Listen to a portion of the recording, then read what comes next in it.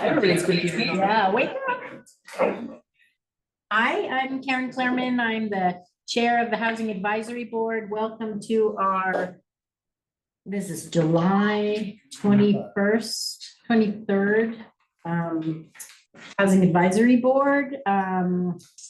We are going to do a roll call. So Karen Clairman, I'm here. Karen here. Michael Chasey is absent. Chip isn't here yet. Philip? Here. Cindy, she said she was gonna dial in. Not yet. Not yet, okay, and Lauren. Here. Okay, so we have a quorum. So the agenda will include the approval of minutes from last month, public participation, if there is any. We're gonna have matters from the board, which will include the housing legislative update of 2025, the affordable home ownership resident survey results, reflections on the housing equity symposium, a review of our work plan, and talk about a potential future proposal. And then we'll have matters from the staff, final thoughts, and then we hope to adjourn by 9. So hopefully everybody has reviewed the minutes. Does anybody have any comments or corrections? If not, I would love a motion to approve. So moved. Second, all in favor? Aye. None opposed? Pass. Okay.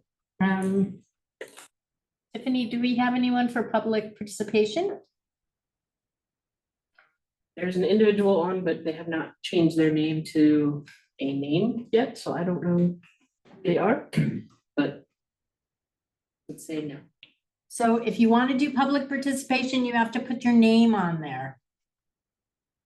Where did they put it on? And And raise your hand, please, just to let us know.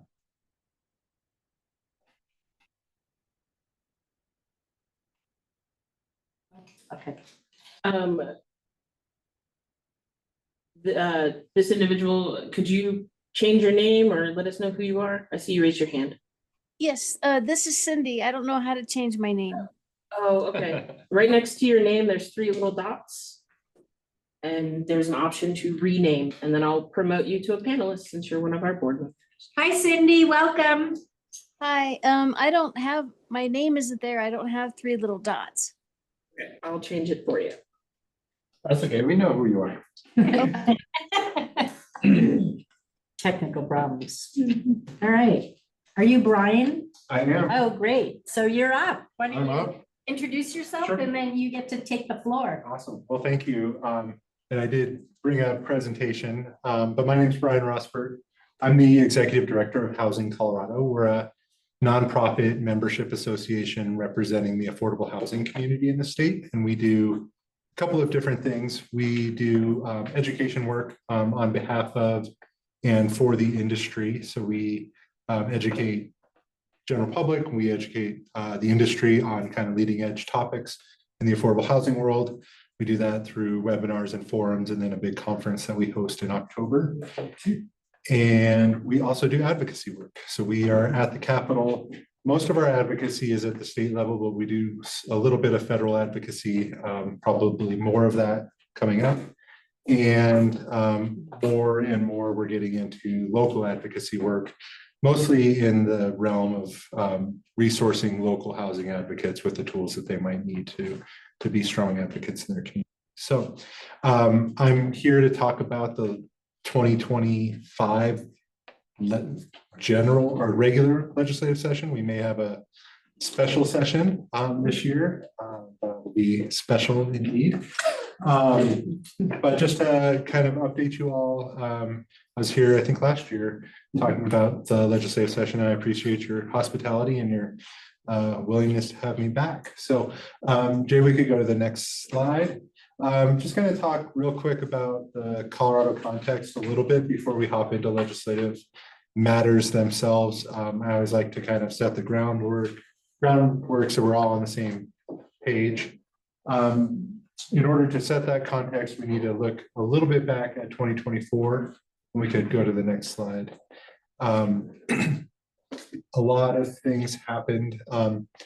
I was able to last year kind of draw out some themes from legislative session, and these are the ones that I drew out last year. I think one of these really lived again this year, and that's that there were lots of housing bills. But last year there was a lot on land use and zoning issues. You may recall there was a suite of several bills, depends on how you count them, but about 5 bills on land use and zoning and local government, which leads into the next one, which was local versus state control, and the idea that housing is a mixed state and local concern. And the way in which that played out in the land use and zoning realm was interesting. And then also tax credits were a big theme from the 2024 session, which is starting to bleed into the 2025 session and some of what we're thinking about in terms of kind of what's next and what might even be addressed during the special session that may be called any time now. If we could go to the next slide. Our wonderful governor from right here in Boulder. I'd like to put up this quote from the State of the State because he and the legislature continue to prioritize housing as a major issue in our state. It still rises to the top. Housing affordability still rises to the top in a lot of statewide polls across political division. Housing affordability still rises to the top. And so I underlined and bolded kind of one of the central cores of what he said in his State of the State around housing. Really, that line about in Colorado, we say yes to more housing, yes to unlocking prosperity, yes to opportunities for Coloradans at every budget. When we say yes to more housing, our governor is very, very pro development, pro production, and we know that in our state we also have a preservation need to preserve the affordable housing that we have, and so there's kind of a give and take there, but being very pro production, we at Housing Colorado and others are really concerned about preservation, because if we lose more than we gain, we're still in a net deficit in terms of our housing stock. We can go to the next slide. I'm sure everybody knows this. There's a Democrat trifecta in Colorado. The margin in the House shrunk a little bit in 2024 elections. So they don't have a supermajority there any longer. And the Senate is still dominated by Democrats as well. That lends itself to interesting political dynamics when you're leaving one party kind of all the way out of decision making. It creates factions within your own party and negotiations that have to take place there. So interesting political dynamics. The last thing I'll say, kind of context wise, we go to the next one, is the budget. Maybe you heard the budget's not great. And it's not getting any better with decisions that are being made in Washington, D.C. But this year, the Joint Budget Committee and the legislature really worked hard to not cut sort of big thing. They cut a lot, but they tried to do it in a way that wasn't going to be as impactful as what we'll see in the next year. So we're going to see longer term cuts. We're going to see cuts to programs and services in our state. When we figure out Medicaid and what the impacts are going to be on the budget in Colorado, we're going to see a whole lot of work being done. So the budget continues to loom as a context issue. I will say that throughout the legislative session, the budget was kind of the, I don't know, the 102nd person that you had to worry about, or, you know, you have 100 legislators, the governor, and then you had the budget. And that was sort of a looming specter over the whole session that had a lot of control and a lot of influence on what was happening and decisions that were being made. If anything had a fiscal note, if any bill had a fiscal note on it, it was pretty much dead. It'd go through the committee of reference, but die in the appropriations committee. So that is going to continue. Our budget isn't getting any better unless we magically repeal Tabor somehow. But I would prognosticate to say that that's not going to happen anytime soon. We can go maybe through the next two slides. I'm going to go through some of the bills that we follow, but first, if you're ever interested in kind of following along with housing legislation and things that we're doing, we do have a bill tracker that we make public. So it shows a whole bunch of information kind of consolidated in one place. You don't have to go searching the legislature's website for bill summaries or positions from other organizations. This is just on our website. If you go to housingcolorado.org and go to advocacy and the advocacy tab and then current legislation, you can get to the bill tracker there. We like to make that a resource for everybody, but it's got a lot of good information there, again, kind of consolidated and in one place. Now, drum roll, please, on to the many, many bills that we've followed this year. What I did here was just kind of put bills in order of their numbers this year. Last year, I was able to sort of draw out some of those themes. And this year, I really wasn't. There wasn't a whole lot of like, you know, we've got our land use bills, we've got tax credits. We didn't have a whole lot of that this year. So it's a little bit scattershot. But I don't necessarily want to bore you with like every single one of these bills. I might just like pull out a few. And if you have questions, please stop me, ask me them. A couple of bills on this slide, just to talk about. One is, you might have heard about the algorithm rent setting bill. That was 1004.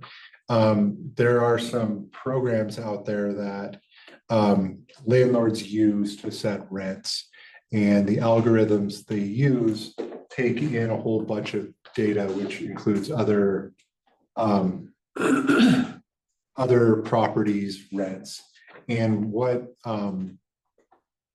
it's done is it's probably artificially increased the cost of rental housing in our state. And so this bill would have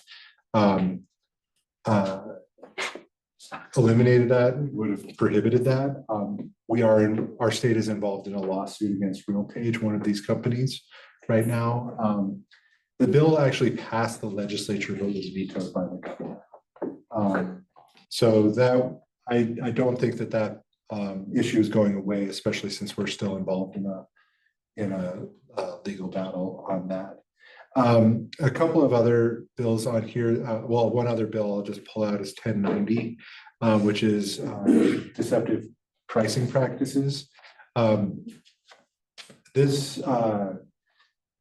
bill was really around price fixing and wasn't specifically a housing bill, but had housing implications. So what the housing implication here is that landlords have to disclose all of the costs of a unit before a lessee enters into a lease. What was happening is, like, you'd see the rent and you'd be great, $2,000 a month for whatever. And then once you got to go sign the lease, there was, common area fees and all sorts of other fees that got tacked on. And then your rent went up to something you might not have been able to afford. This ensures that all of those things have to be disclosed ahead of time. It doesn't necessarily, and this is my understanding, it doesn't necessarily prohibit those kind of fees. So like if you start with a common area fee, it just needs to be disclosed. So, so the more information, more sunshine, helps people make better decisions. We can go to the next one. A few here that are interesting, that we worked on throughout the session. The limitations to local anti-growth land use policies was a very short bill that aimed to get ahead of some couple years ago. I'll go back. The legislature enacted a bill that prohibits the enforcement of anti-growth initiatives. So a few communities had these on the books. Prohibits the enforcement of those, but there were attempts to kind of get around that in other ways. And so this bill would prohibit those other ways. Interestingly, creates an opportunity for local governments to get a judicial opinion on ballot initiatives before they have to act on them or put them on the ballot. So it's a very short bill, but it's seeming to have some implications already. So keep an eye on 1093. 1169 was affectionately called the Yes in God's Backyard plus Educational Land Bill. Would have allowed for a administrative review process of any development happening on faith-owned land or education land. This ran. Oh, I just said, wow. Okay. I worked at an organization that worked with communities of faith. I know Boulder, you all have a LIHTC award on a faith-owned property that's getting developed into affordable housing. I think Grace Commons, is that it? Oh, there are several. Hilltop is the most Yeah. recent. Yeah, and yeah, that's the one I was thinking of. But this would have kind of gone around the local review process. Question. Go ahead. Can I ask why did that fail? Do you want the answer? Well, I want your my answer. So the local government groups were opposed to it, Okay. and they were able to get enough votes in the Senate. Okay. The bill as introduced didn't have any affordability requirements in it, which is why we were in an Oh, amend okay. position. Is that we thought if you were getting the benefit of an easier review process, that there should be some sort of public good to that. So you weren't just developing market rate luxury, but really it was local Okay. government. You had a question? Yeah, I was curious, are there any school districts in the state that are interested in building housing on their? There are, Eagle County is currently building, their superintendent is like super enthused about building on their land. I actually drove by yesterday. It's actually CMC's land, or yeah, Colorado Mountain College's land. They're building with Fading West some modular on their property, right next to Battle Mountain High School. And would it be employment based, like only teachers or? That's a hard thing to do with fair housing. Yeah. And the thing we don't want to get into is like another kind of company town, Yeah. sort of where your employment and your housing are inextricably linked. Yeah. So that, Can I just add Sure. two other examples? Yeah. So Allen Park used to be school. School land, yeah, that's that The right. city developed into affordable housing, and then the other is Boulder Valley School District owns 10 acres up by Twin Lakes. Right. and And Jefferson County's been selling off a lot of their old schools that they've shut down, and they're trying to encourage affordable developers to purchase them, but they want the money too, though.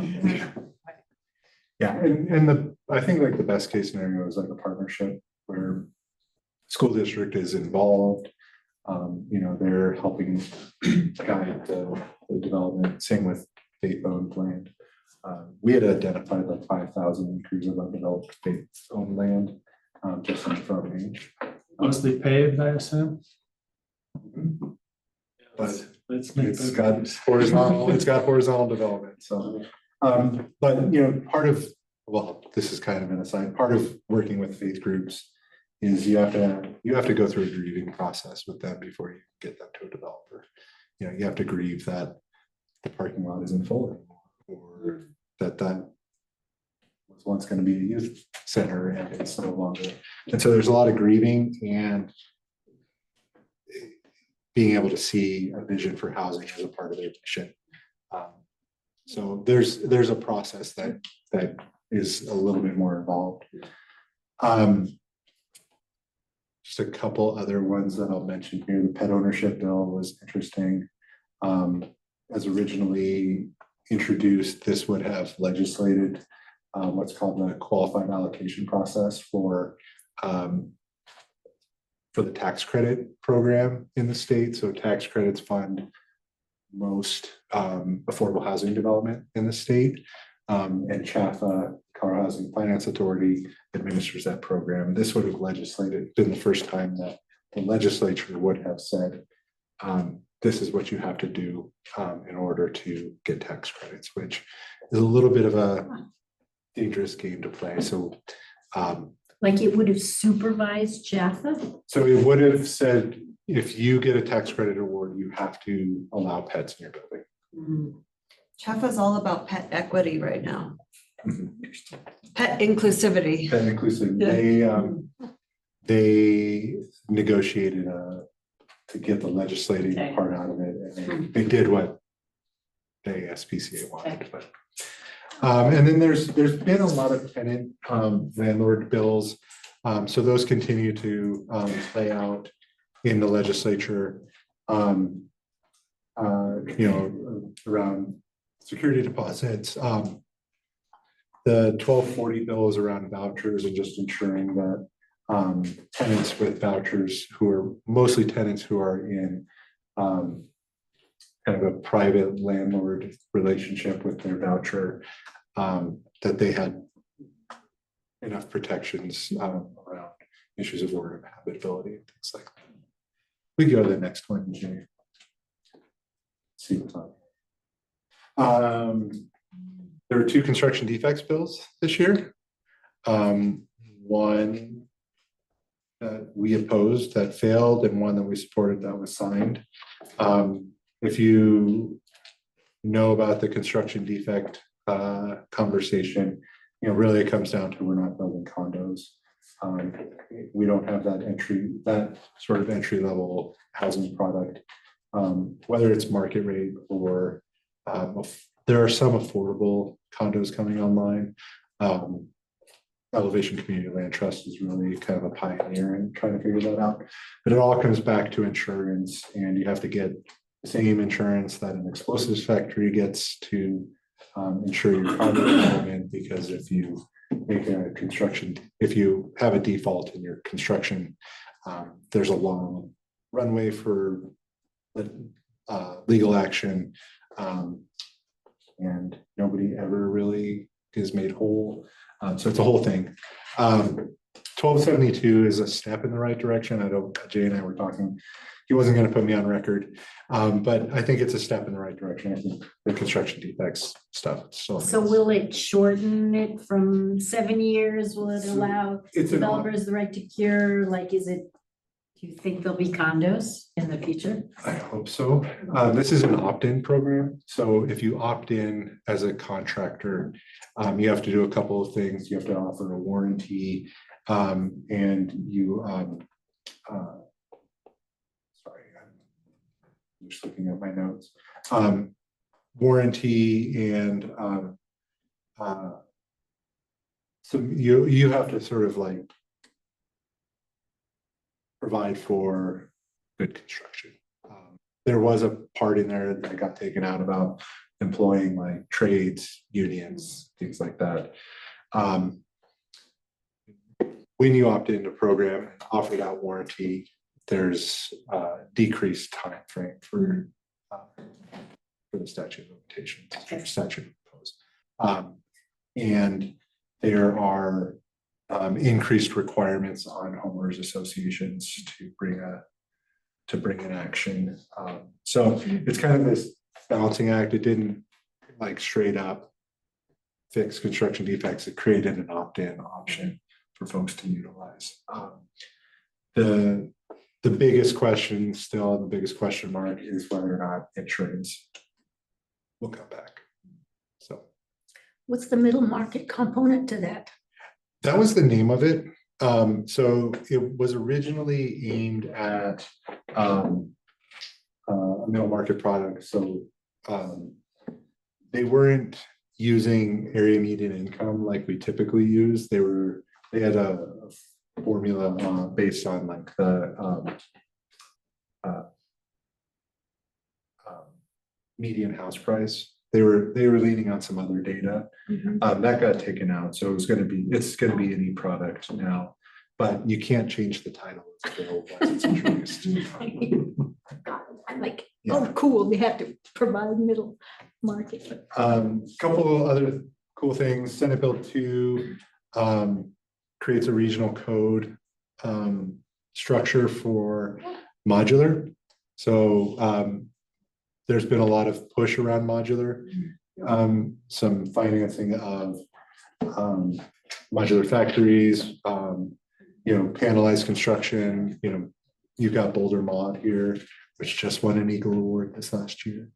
So how regional is it? So the codes aren't written yet, but it's supposed to be based on climate codes. Okay. So we have 6 or 7 different climate zones in the state. So, you don't have to build to the snow load here in Boulder that you might have to build to in just, over the mountains where I grew up in Grant County. So DOLA is going to work on those codes. But DOLA will now, the Department of Local Affairs will now be the code people on modular. Part of that is, the throughput on modular, the reason that modular is more cost effective at times is because you can create those efficiencies of scale.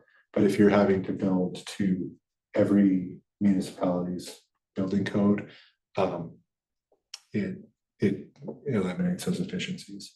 And this will create what's called address independence. So you could, as a modular factory owner, you could build units that don't have an address associated with them. So you could build stock, and then wherever they fit in the code, you could bring that product. So you don't have to have the address thing going on there. When is that gonna get fleshed out? It's going to take a while. I can't remember the timeline on that. Yeah. And Senate Bill 6 was a cool bill that just allows the state treasurer to invest in below market rate bonds for affordable home ownership. Doesn't require, and there isn't a program yet, but it just was an authorization for the state treasurer to do something. There's a lot of, there's a couple of bills, and I'll get to the next one on the next page, that was really looking at, not new money, but money that exists, invested funds that we already have in the state, and leveraging those for affordable housing development. You can go to that next page, Jay. This is my last one, I promise. Senate Bill 20 was really a bill in response to the terrible news that was coming out of Aurora. If you recall, last year there was just awful habitable and uninhabitable conditions in some of these apartment complexes that people were living in. So this creates a receivership process whereby a third party can take receivership through action of the local government and the Attorney General to take over those properties, rehab them, and really help the tenants out. And then Senate Bill 167 was one of those bills that would have utilized some state funds that the treasurer had control over, as well as the permanent school fund to build for community benefits, including housing. The state treasurer part of that bill was taken out, which would have done a lot more for affordable housing development in the state. It would have used some funds that are under the control of the treasurer's office, but the treasurer didn't like that, so that was taken out. I know that was a lot, but we will most likely have a special session this year to deal with budget issues, and I'm very concerned about housing funds.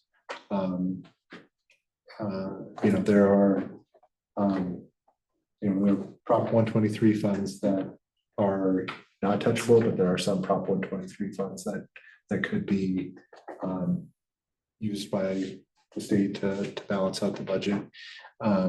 We've got the vendor fee, which was it's a great resource for gap filling projects, but it's subject to legislative doings and comings and goings. So that could be something that's on the table. So we're gearing up for fighting for housing funds and could use any and all support in that regard. But that's it for me. But I'm happy to answer questions or. At the very beginning, you talked about local versus state control. I've been following a little bit of the lawsuits, and I'm just curious where you, like, from your personal opinion, where you think those are gonna land. I think those are gonna land in the state Supreme Court Okay. eventually. It's gonna take a while to resolve that. So to back up, there's 6 communities who have sued the state on the Transit-Oriented Communities Bill from last year, Senate Bill 1313 or House Bill 1313, and the ADUs bill. Is it ADUs or parking? One of those two. It's been a long day. But the requirements of the land use and zoning bills and saying they violate the state constitution and the home rule authority of those communities. I haven't seen anything scheduled yet. So it's going to take a while to resolve, and I imagine this is a state Supreme Court That's pretty fascinating. issue. Yeah. And it's not the only lawsuit right now that's happening. Yeah. So there's another lawsuit that was granted cert by the state Supreme Court out of Telluride. That's an interesting question, or a couple questions that they're going to be answering about ballot initiatives around the zone. So I have attended your fall meetings. They're awesome. Thank you. Yeah, and usually in a beautiful place. So We're in Keystone this year. August 4th is registration. Nice. August 6th is when it'll sell out. yes, so really good. So my understanding about the big beautiful bill is that there's an increase to low-income house tax credits. There's an increase to opportunity zones, but they're pulling away vouchers. And so is there a plan at the more local state level to provide funding for some sort of rental vouchers? Because otherwise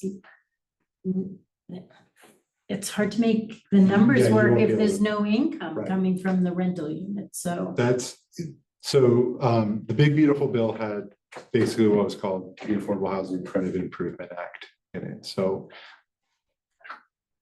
in layman's terms, it increased LIHTC. The Big Beautiful Bill didn't have anything around vouchers, but the budget does. So it's kind of those two different processes. The Big Beautiful Bill already passed. Now what we're in our federal advocacy is really geared towards vouchers. So Section 8 but as well as home funds and CDBG Yeah, funds. yeah. We're trying to wrap our heads around like, what does all of that add up to? Because all of those funds are used to build affordable housing. So, you know, it's great and we can like pat ourselves on the back about LIHTC being increased, but if you can't fill the units and you can't pay for them or make them pencil without Right. vouchers, like what good is that? Yeah. And people were like the Affordable Housing Credit Improvement Act was a long time in the making, bipartisan. You know, it was a really great effort and it was hard for folks to celebrate that win. Because we know what's coming down. the road. Yeah.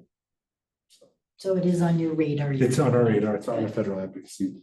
Okay, thank you. And we work with some coalitions on that. We don't have federal lobbyists in DC, but Thank you. I didn't quite understand that last point Okay. of, the way it was passed is favorable. You approve, but then there's a budgeting process that's gonna come along and torpedo that. so the big beautiful bill wasn't the federal budget.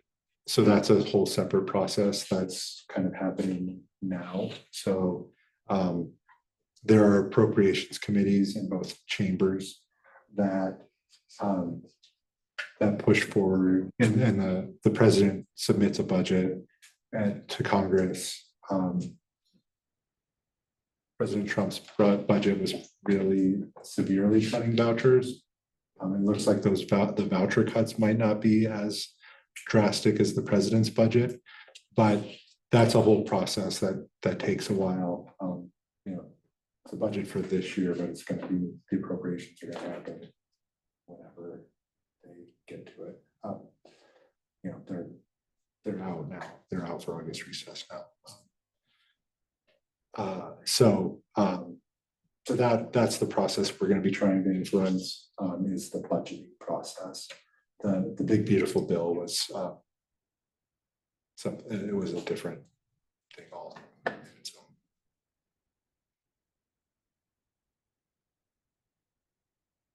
Any other questions? thank you for having Thank me. you. Yeah. Have some more food. Do you want us to- Good luck with your advocacy for the state budget stuff. Thank you. going on. Yeah, it's hard. What kind of support are you trying to rally? Is that kind of spelled out on your website somewhere? It's, you know, we're working right now to sort of figure out the best tact, you know, where, you know, if and when the special session is called, like how strong and adamant do we need to be about how protecting housing funding? Who do we need to be talking to? So we're kind of working on all of that now. And some of that, like a lot of insider baseball, some of it will be like public calls to action. But I don't envy your state legislators. It's gonna be hard.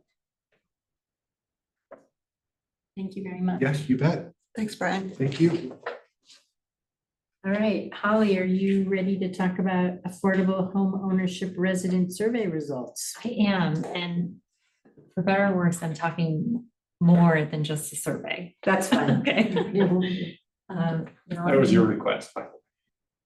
What, the bigger, not just the survey. Yes, that's just what it says on the agenda. You can talk about whatever you want. Meaning of life, yeah. Really? Peace, love.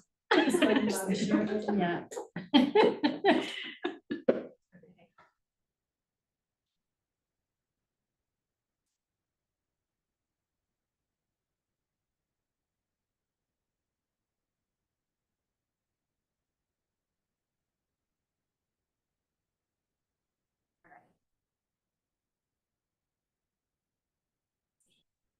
But okay, so I'm going to talk about, so I have put together an information packet from City Council that includes this broad topic of incentivizing middle income homeownership. So that's what I'll be talking about today. So the agenda, the things I'll be talking about. So I'll be doing, I just want to do a quick overview of what like affordable housing and homeownership means in Boulder. Then I'll talk about the status of our middle income down payment assistance pilot program. The details of our house to home ownership, or what we call our H2O down payment assistance program. And then I'll get into the affordable homeownership program and the results from our survey. So I have a few slides to talk about kind of just the context of both affordable housing, like definitions and what we think about here in Boulder affordable housing. If you've seen it before, just like start throwing the tomatoes, I'll move on.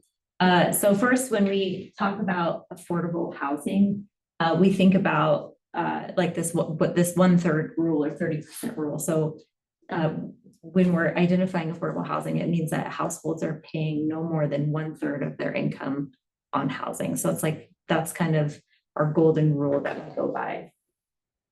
In the city of Boulder, when we talk about permanently affordable housing, we're specifically talking about deed restricted units that preserve that affordability in perpetuity. So when we look, I'll have some numbers. These are specific, these deed restricted units protecting affordability in perpetuity. And then finally, our area median income, our favorite acronym here, AMI. This is determined by HUD for the Boulder Metropolitan Statistical Area. And it just means that half of the households in the area make less than this figure, less than 100% AMI, and half make more. So it's that midpoint. And in 2025, that area median income for the city was about $135,000 for a household of 3. So I think this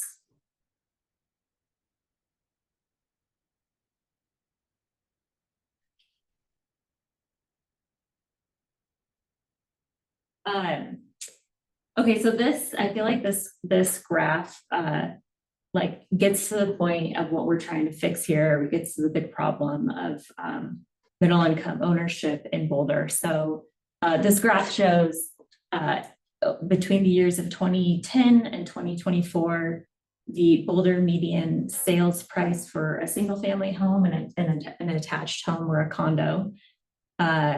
And so we can see, and then of course for area median income for a 3%, 100% of area median income during that same duration. So we can see that the cost of a single family home during that time has really skyrocketed. This has leveled off in recent years. Attached home also kind of risen, but both of these, the median sales has like disproportionately risen compared to the area median income. So this is it. This is like we're trying to figure this out, right? How do we fill this gap? AMI hasn't gone up in 15 years. It has gone up. It certainly goes up every year, but the point of this graph is it's not proportionate. Yeah. And that's based on 30% of 100% AMI household. So these are, the AMI is just the number of the area median income. And these are Oh, it's not what they can sales costs. afford. Yes, great. Okay. This perfect Good. segue. So these figures don't get to that point. So when I looked at like the purchasing power of households earning the area median income. So to afford a home that costs $1.3 million, this median single family home, a household has to be earning over $300,000 at 6% interest rate. So I was kind of like generous in that sense. So this is a lot of money. That's more than twice of the area median income. For an attached home or these condos, the purchasing power, a household needs to be earning about $135,000. So there's some like, you know, this area median, if you're making 100% of the area median income, you may be able to afford a condo in the city, medium sales condo. But there's a lot of factors that go into housing choice, household size, age of condo, there's all sorts of stuff, right? So that's just to give you an idea of like where these 100% area median income for a household of 3, what they can actually purchase versus what's on the market. I also wanted to, I feel like this topic of middle income housing is like pretty heavy because of that graph. You know, we're looking at these huge rifts. But I do think we have a lot to celebrate in Boulder in terms of what we've done for affordable housing. So this year we surpassed, or at the end of last year, we surpassed this 4,000. We have more than 4,000 affordable units in the city. So this is halfway, more than halfway to our 15% goal. So 8.7% of all housing units in Boulder are permanently affordable. So we're making really good progress. And that And includes rentals, right? you guys, you're just like one step ahead of me. Sorry, Again, sorry. if you want me to just go ahead, I can go. Yeah, so we're just knocking out of the park for rentals. So our number of rental units of that 4,098 units, over 3,000 of them are rental units. So this graph shows blue is rental, yellow is home ownership. So you can see we have a lot of rental units that serve the incomes of 30 to 60% of the AMI. And you can see the yellow for home ownership, it's in, you know, the higher income categories serving, you know, broadly 60% and above the AMI. I would say probably more like 80% above AMI. So we're really trying to figure out this when we're talking about incentivizing middle income homeownership. It's like that side of the graph. It's like the edges here in terms of what we're trying to fix or what we're trying to address. I shouldn't say fix.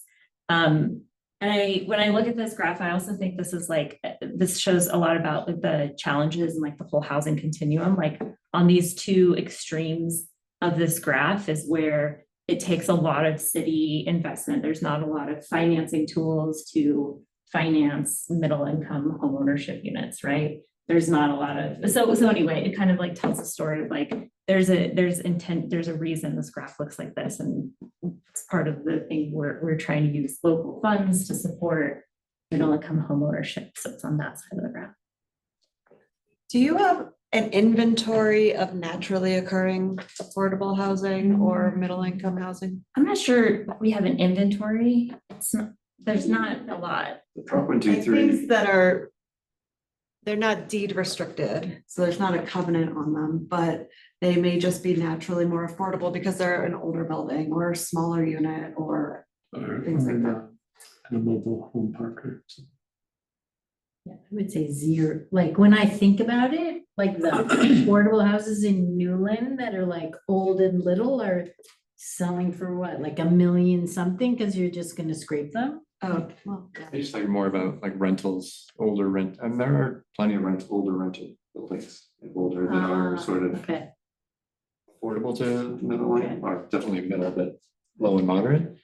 I would say the closest we have is the Prop 123 estimates that came okay, a couple of years ago. okay. And But it's not something that you're tracking in your inventory necessarily. Okay, correct, No. because it changes every year, right? Yeah. Because right, all it takes is that building to get rehabbed and it's no longer okay. attainable. Just to like say something kind of, I think is fairly clear, like from the first slide, affordable just as a blanket statement means 1/3 of your income. So if regardless of what your income is, if it's 1/3, it's affordable to use, then it's just a question of like, at what AMI are different units affordable to at different, at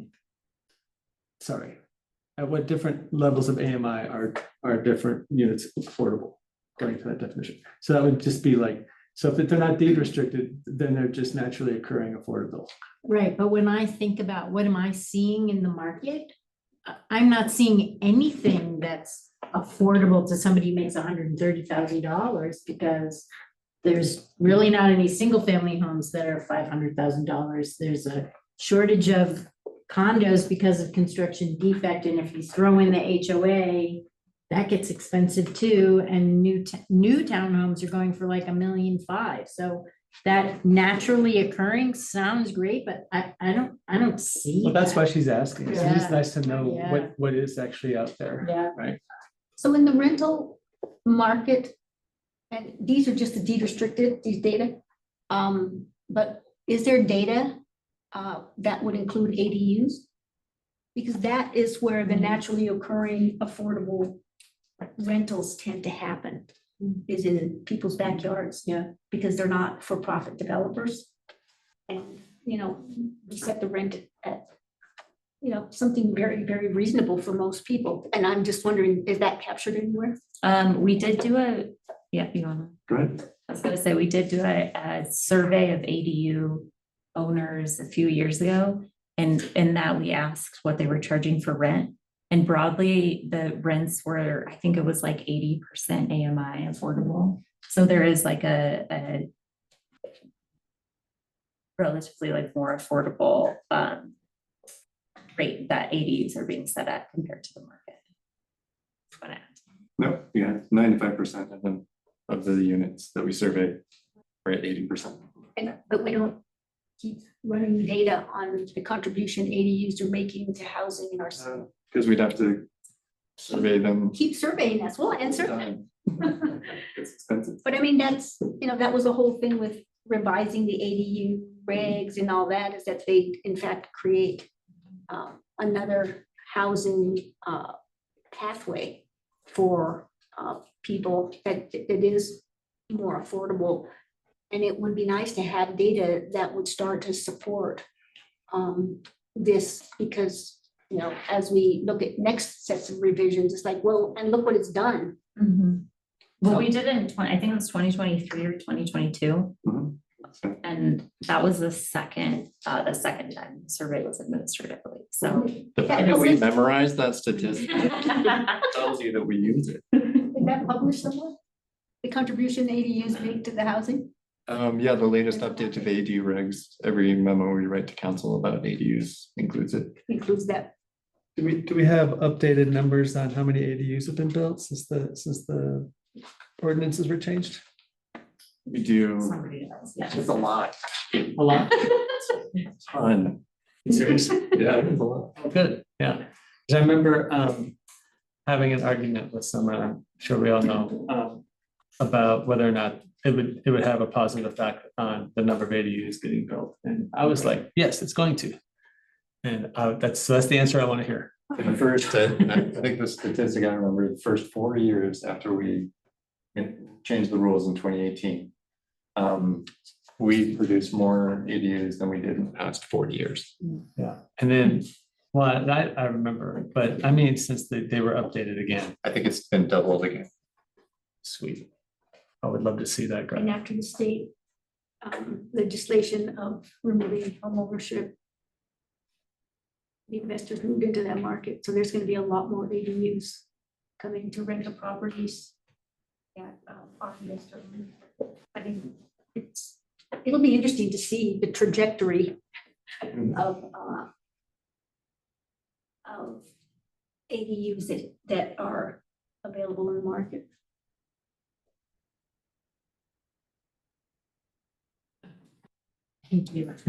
All right, so I'll, like I previewed, I'll talk about 3 of our city-led homeownership and city-led incentivized programs and incentivized ownership.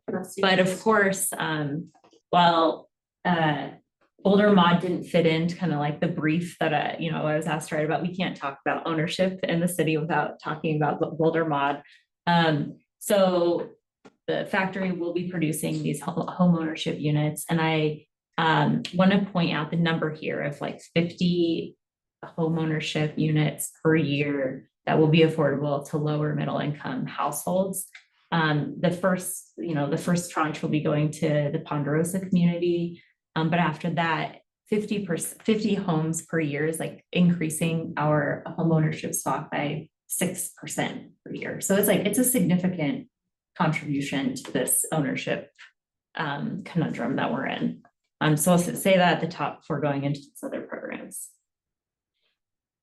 All right, so the 3 city of Boulder ownership programs, this middle income down payment pilot program, a relatively new, it is a pilot program, and I'll get into that. Our house to home ownership, and then our affordable home ownership program. So for our two down payment assistance programs, they have a few things in common that I'll just say at the top. So these are loans intended to help buyers close on the purchase of a home. They can only be used for market rate homes within the city. And for both down payment assistance programs, there's all sorts of rules that an owner needs to abide by, including it needs to be owner occupied, there's rental restrictions, there's an income and asset qualification in order to qualify for the down payment assistance. You can't own another home. So it is really trying to get towards like this middle income this middle income family that can't afford a home here. So the first one I'll talk about here is the middle income down payment assistance pilot program. So we launched this back in 2023. And it is a very unique and atypical structure for a down payment assistance program. It offers two things, or it kind of comes with two components. So the first component is down payment assistance to a middle income household. This assistance can be up to $200,000 or 30% of the home sales price. This is a zero interest loan, and in exchange for that loan, the household agrees to put a deed restriction that limits the appreciation and resale of that home. The appreciation limit is set, I think it's 2% higher than what is available, or what is the normal appreciation rate for the affordable homeownership program. So it's kind of like pegged to that. And so yeah, those are the two components. It's very atypical. But it hasn't been utilized by anyone so far. I'll leave that there unless there's questions. Why hasn't it been utilized? It's been in place for 2 years? For 2 years now, yeah. So we have some hypotheses of why this is challenging. I think one of the there's a lot of restrictions that a homeowner has to contemplate before going into this deal. So it's you get this down payment assistance loan, and down payment assistance that comes with a deed restricted home. So there's like an appreciation cap that already limits your wealth growing, your opportunity to grow wealth. And then on top of that, you're required to pay back this loan. That's uncomfortable. That could be uncomfortable and kind of like hard to see, right? And then on top of that, the way this is structured is that because there's this deed restriction on it, permanent deed restriction that we put on all of the homes in the affordable homeownership program, the home is in our affordable homeownership program. So the seller, the first owner that wants to sell it, has to sell it within the ownership program, which limits the potential pool of buyers that they're able to access to purchase the home. So that's a lot of future casting to say, okay, this down payment assistance is worth all of those extra, and I can make sure that I'll be able to that's just a lot. So that's what we've heard. Are any loan payments due at all during the first 15 years? Are you paying it down at all? No, Oh, that's amazing. And what AMI is this up to? up to 120% Okay. AMI. Cool. The main reason no one's using it is because the next program is much more attractive. Actually, I just have a question. How long is the program, the pilot program? Undetermined length. Okay. Yeah. And are y'all gonna do any tweaks, or are you just putting the focus on the other programs like the next slide? I think the goal is to put the focus on the other programs. Just considering, if I may, I'll just speak about the house to home ownership program. So this is what we call our H2O program. It has a typical shared appreciation structure. So, and this has been much more popular in the past few years. And so we're seeing kind of the increased interest in this program and no increase no interest in the other one. And so we're, you know, kind of taking that as a sign. So this is a typical shared appreciation loan structure. So you purchase a home with this down payment assistance program. Say that down payment assistance was 20% of the home's value at the time. So as the value in your home increases, there's a shared appreciation. So we take 20% of that appreciation and you keep 80% of it. So this offers this alignment between our public investment in a home and with market growth. There's this, it's just a revolving loan fund. So it's always being, money's being put back into the coffers. And I offer this here, that our initial capital invested in the program in the year 2000, when it started, was $600,000. And to date, we've served 92 households with a total of $3.2 million. So it's a lot of households that we're helping. So when they sell the house at the end, Yes. there's no limitation to the is there a limitation to the AMI of the people who buy it? No. Okay. The only limitation is that it's like going in on an investment together. We take, Do they have to, is there any time frames?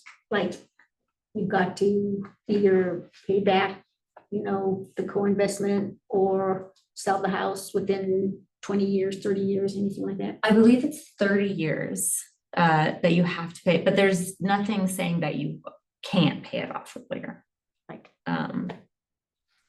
So there's been examples of like refinance. I know it's like hard to conceptualize now, refinancing for like more favorable terms, but like refinancing a few years after they've participated in the program, because they have the equity, they can buy this down and then they're out, right? Like, so it's kind of like it helps that initial investment.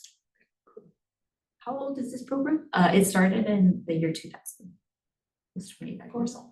Is there income qualifications or restrictions? Yes, it's 120% area median income for this one. And I wrote it down, what that means. So for a 3-person household, 120% area median income this year is about $163,000. For a single person, it's $126,000. Is this only for someone's first initial home purchase? No, you just can't own a home. Right, like if they sell a house Yes. that was in the program, Yeah. can they utilize the program if they're buying, I don't know, something? Yeah, like if they owned a house somewhere else and had some equity. Yes, absolutely. There are asset limitations. I believe it's like 2 times. I don't remember that. It's 2.5 times your income. Seems like at some point, the math doesn't ever pencil out if you have asset limitations and income limitations and you're buying a market rate house. No matter how much the loan is, like it's gonna just, like the Venn diagram of what's Sure. possible, just like gets separated. Yes. Yes, that's a really good point. And I believe to address some of that, it was a few, maybe 2020, that the total amount a household can borrow was doubled from 50,000 to 100,000 to address that, like to try to align it with some of the market growth. But I do think this is still a problem, like, because you have to qualify for that first loan. There's just all sorts. Okay, so that's our house to home ownership program. Next up is our affordable ownership program. So this is the program where we have homes within the city that are sold at below market rate. All of our homes, all 823 of these homes are affordable. There's an affordability covenant that limits the resale value of the home. This covenant and the program also restricts a lot of other things like rental, various other components. All the homes that are for sale are listed on the city's home for sale webpage. And I put this line in here, we've expanded this to be a regional homeownership program through a regional compliance program with the Regional Housing Partnership. I could literally talk about that all day, but usually compliance doesn't really get me invited to meetings, so. So where are these? And are they 1 bedroom, 2 bedroom, 3 bedroom? Are they detached? Or like? They're all of the above. Yeah. So I would say most of them are probably condos. There's not very many single family homes. Is there an average size? No, but the profile that like I sent, so if you go there, you can play with the numbers and toggle between rental and ownership.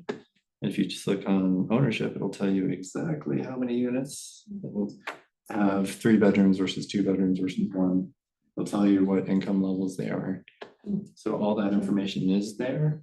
I want to say the map even changes. Okay. It's not going to tell you exactly where that home is. Yeah. It respects some people's privacy, but And this is in addition to the Boulder Partners. Boulder Housing Partners. Yeah, these are the ownership. Boulder Housing Partners doesn't do any ownership. They're all rentals. So this is on a lottery system then. It's not a lottery A system. friend of mine bought a house. I thought it was to Boulder Housing Partners, a townhouse. And it was a lottery. So we don't call it a lottery Oh, because that implies there's some sort of luck involved. It's a fair selection process. So as long as you, okay, they called it a lottery. I mean, the easy Germans call it a lottery. But You don't, just because you want it doesn't mean you're gonna get it. Yeah. And you qualify, because there's all these other parameters. and it's not random. So if you meet more criteria than the other applicants, you're gonna get that. Okay, so this is that program. And Boulder Housing Partners don't have any, I thought they did sell. No. What about Thistle? Would Thistles be included in this? We do track thistles. Any home with a covenant in the Yeah. city, we track. Okay. Even if it's not, well, it's owned by the owner. So say that if it was built by Thistle or built by Habitat, they no longer have an interest. They've sold it to Oh, right. the next homeowner. Although I thought Thistle used land trusts sometimes. Yeah. That wouldn't. I think be they might this. still own the land, Okay. but they're still, yeah, Okay. that's a good question. Okay. I don't know. I But know Thistle does have land trusts, community land trusts. Cindy. BHP actually did have one property that they sold, and that was Poplar. Just, and there were some home ownership up there, but that was a land trust model as well. When did this program start? It started in the late 90s. So, Or- Earlier than I mean, that, there- early 90s. There were earlier iterations where we tried different types of covenants that restricted the size of units. Thinking that if they couldn't get any bigger, that they would remain affordable. That was kind of a big mistake. And then, so the covenant has evolved through the 80s and 90s, and then it was 2000 that our current covenant and sort of the idea of affordability and perpetuity was really crystallized in policy. so my understanding is when it started forever ago, the concept was that this will be a stepping stone for folks. But because of the appreciation cap is like this, but the market is like this, is there ever a consideration to adjust the appreciation cap that somehow parallels what the market is doing? So this is tricky because I think in order to do that, they will not be affordable for future owners. So this appreciation cap allows affordability over time. Right, I guess I'm saying not to get rid of the appreciation cap, but let's say it's like 2%. But going back to like one of your original slides where the market went, Yeah, way like this, is it possible that that appreciation cap would for that year or the couple of years go to like 7% or something, like somehow be, Mhm. like I said, parallel to, because then it would still be affordable compared to market. Yeah. Do you want? I mean, I'll try, yeah, I'll try. So I'll just bring this,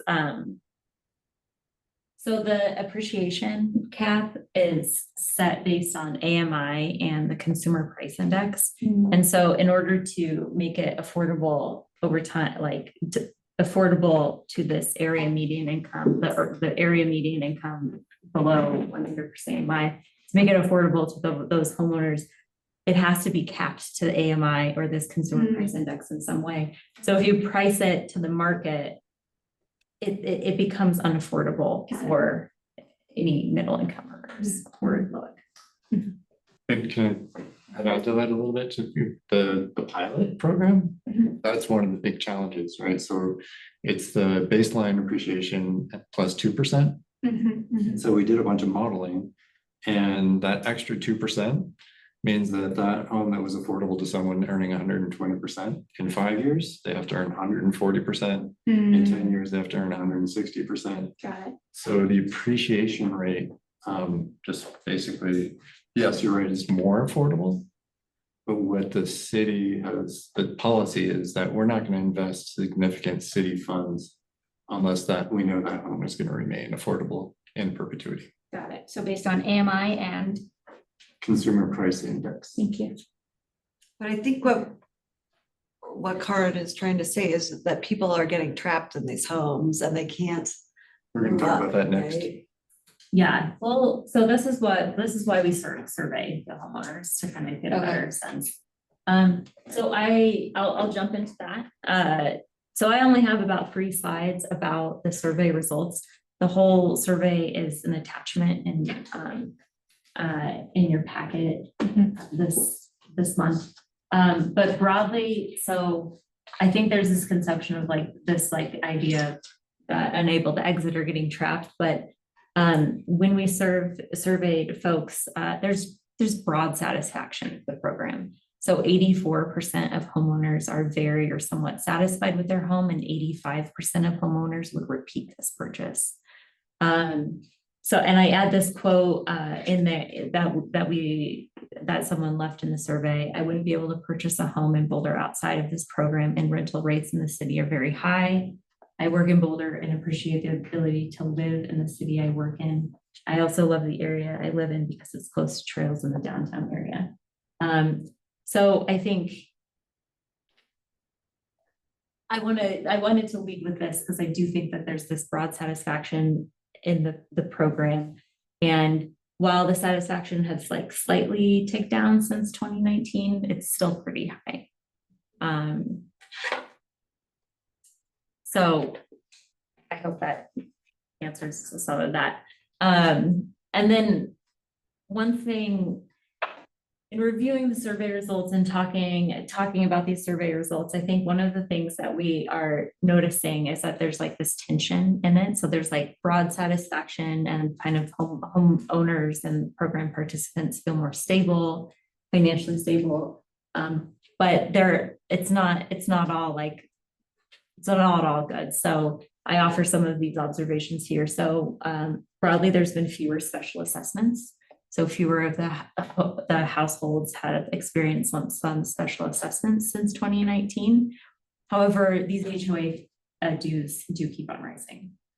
So great news that there's not like these surprise special assessments, but the burden of those rising HOA dues, especially for homeowners with the area median incomes below 120% AMI, is there's some serious consequences to that. Again, so 12% of homeowners no longer have a mortgage. This is up from 7% in 2019. So kind of revealing like it's offering this like level of stability and investment, let's say, in their homes. However, compared to 2019, more homeowners are experiencing homeownership surprises. So there's that stability of no longer having a mortgage, but there's still these surprises that catch people off guard. So Jazz, what do What do you mean? I mean, like water heater, you know, like. I'm responsible for that? Regular. I can't just pull somebody to come and fix it. And then one other thing I wanted to point out is that household incomes program participants are increasing, broadly increasing. So that's great news, but so are overall housing costs. So that ratio between cost and income is kind of like relatively stable. So there's just there's some things between observed in 2019 and 2025, the year that this survey was done, that are kind of similar, like we're seeing similar trends from 2019. I can't see my notes, and I'm sure I had something else to say, but I'll just move on. All right, so the last thing that I wanted to point out in our survey is that there is a trend, an aging trend among homeowners in the program. So there's more retirees, there's fewer families participating in the program, and there's an increased share of homeowners that have lived in their units for more than 10 years. So the graph here is just shows the age of homeowners between 2019, that's the blue, and then 2025, that's the yellow. You can see that there's kind of like, it's not a huge shift, but there's certainly a demographic trending upward. Like we're getting older in the homeowner program, the owners of these homes. This is not unique to this program, obviously. Like this is a trend that's happening in the city, in the county, the state more generally. So it's not something that that's not notably unique here, but in terms of looking at the program and what we need to do and think about the program over time, just having this in our mind, thinking about more retirees living on fixed incomes. Those HOA increases are going to be very impactful for those folks. Potential, accessibility changes that are needed in households and in these aging families. So as a program, I think we're just having to keep this demographic shift in mind. I have a question. Yeah. Do you think that third point about the increased share of homeowners living in their unit for more than 10 years could be somewhat attributed to what Lauren touched on, is that they're stuck in the unit? And then I just wonder if we have this great inventory of affordable rental units, but not nearly as many homeownership. And so is that something where the city should be focusing on adding more homeownership for those who want it, since that number is probably going to increase? Yeah, I mean, adding homeownership units, that's like the where we're trying to crack with all of this. I mean, the modular factory is a big component of that strategy. And yeah, I think this idea of people living in their units longer, kind of, you can read it in all sorts of ways, right? You can read it as like this ability to offer a stable housing over time in a community that you want to be part of. Great. Could also read it as they can't leave because of the appreciation cap. Probably both. A little bit of both, right? Yeah. I mean, and that's why Holly was trying to set that context, right? So that we have these great tools, we have tax credits to build rentals. What we don't have are the tools for the very low and the middle income. And the costs are significantly higher. But we still know that the need is still the greatest, at like 50% AMI below. So it's an interesting policy question, right? Do we divert resources from low and moderate income renters to support ownership opportunities?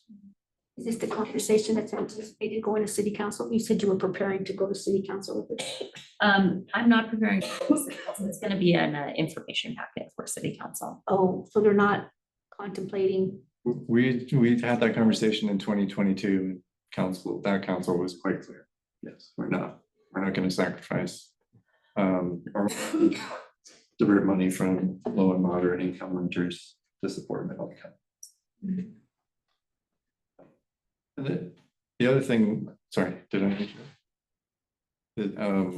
One of the things that really stood out for me and the survey results is that it's really hard to tease out like what's specific to the affordable homeownership program versus just everything in general. Like a lot of the, well, I think everybody's feeling sort of the economic uncertainties. So how much does that come through in the survey results? Same thing with security. So people feel less safe compared to 2019.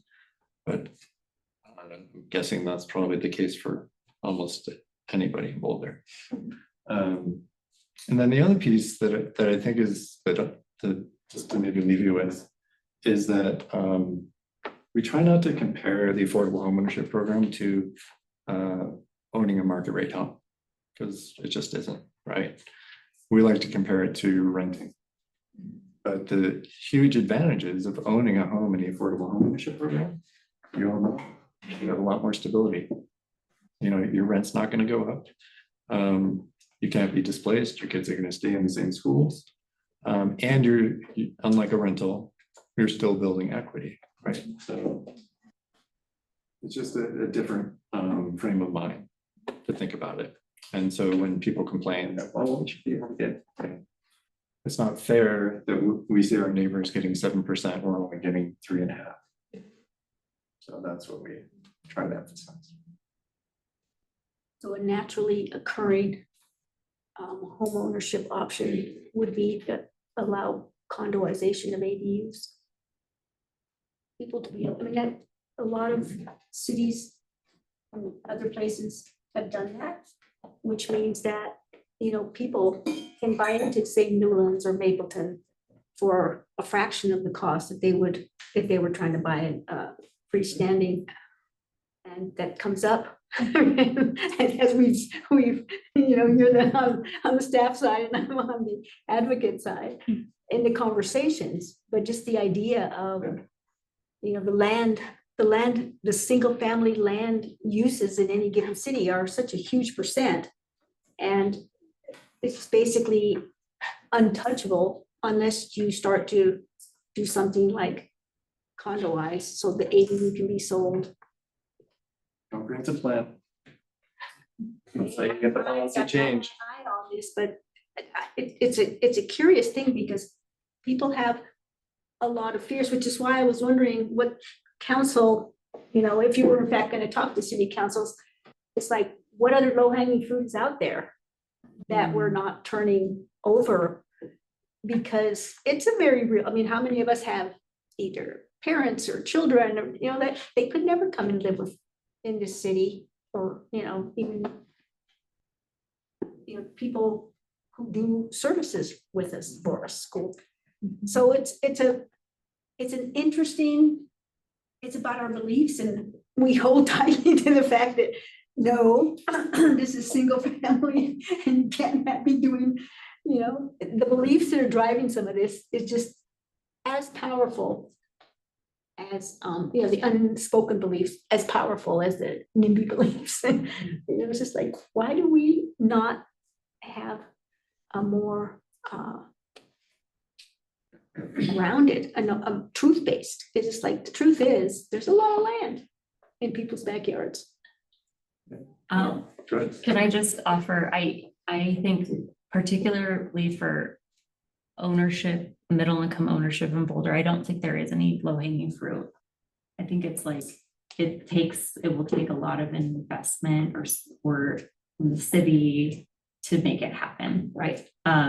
So it's just like this nut that we can't crack, and I just feel like we've taken like so many different angles and we're trying to do so many things. So I don't like the low hanging fruit. I'm like, no, I'm thinking about, affordable to people who are market rate, that aren't gonna afford even the condos. Yeah.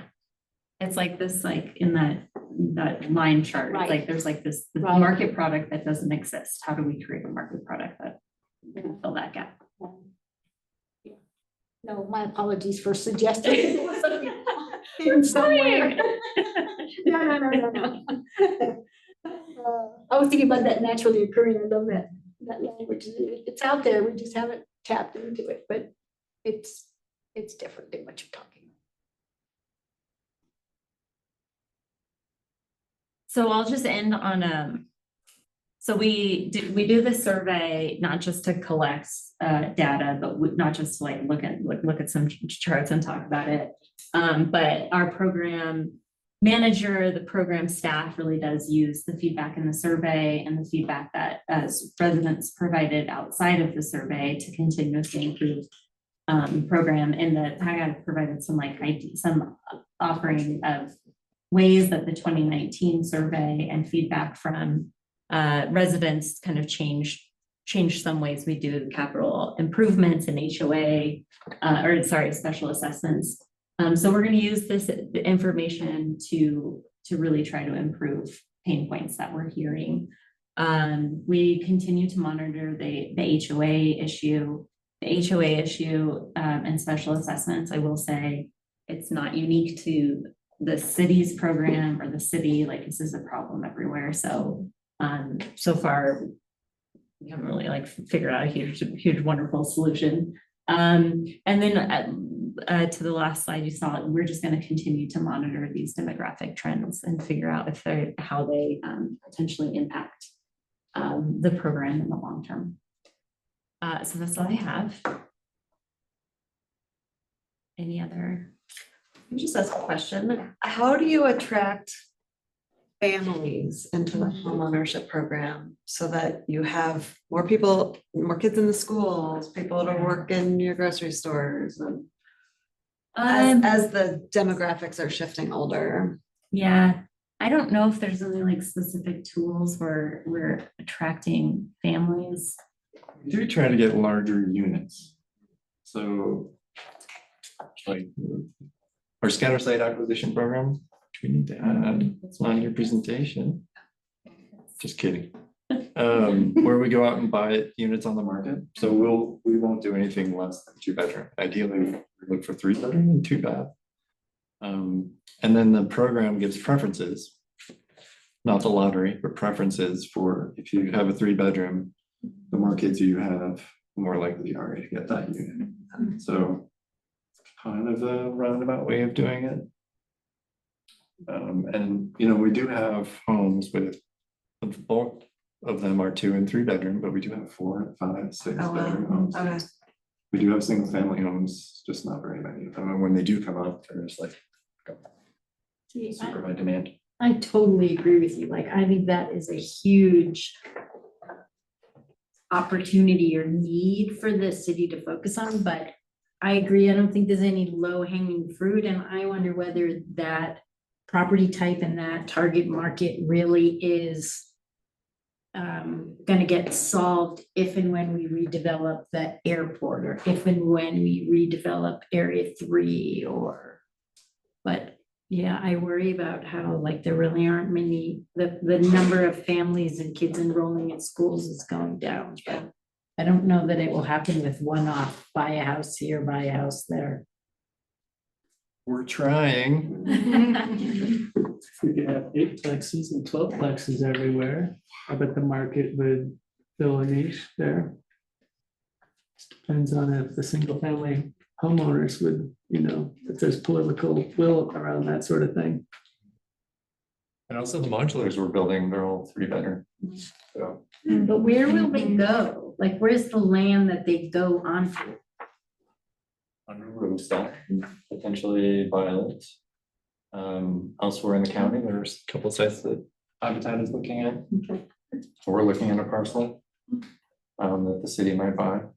So we're trying to build that pipeline for where all those units that are coming out of the factory go. And to be super clear, we're not at 50 yet. We're at 24. It's an aspiration. But we That was ramped how up to many were built in 24. 2024 in for a fiscal year. 6, and the 6th to the 18th month, we will do 24 units. Great. How many units is Ponderosa?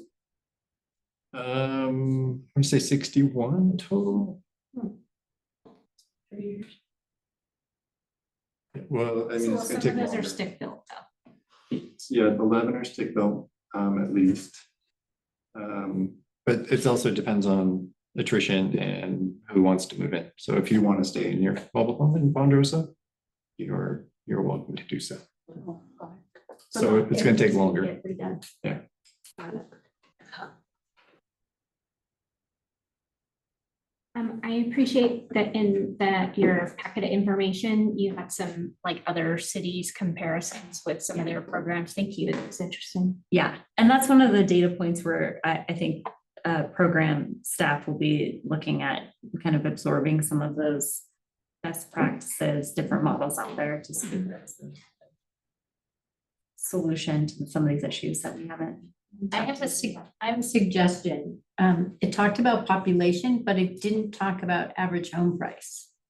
And I feel like Oh, yes. the issue isn't just, is this a population of 20,000 or 100,000, but like, you know, Boulder's housing is significantly higher than. Yes, I know what you mean, yeah. Yeah, like I feel like that's a data point that would have been. There were some other examples in there from, I think were helpful from Los Angeles and San Francisco that offer a more, clear comparison to the price. But you're right, I thought that was interesting. Thank you so much. Can I make one more comment?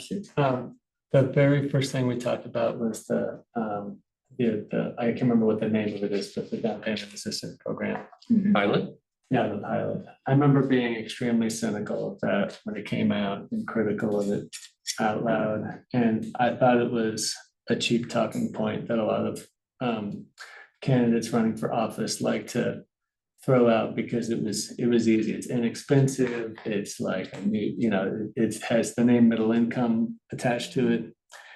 And anyways, I just want to point out that thing didn't come out of a vacuum. It came out in the context of politicians wanting to say they were doing something.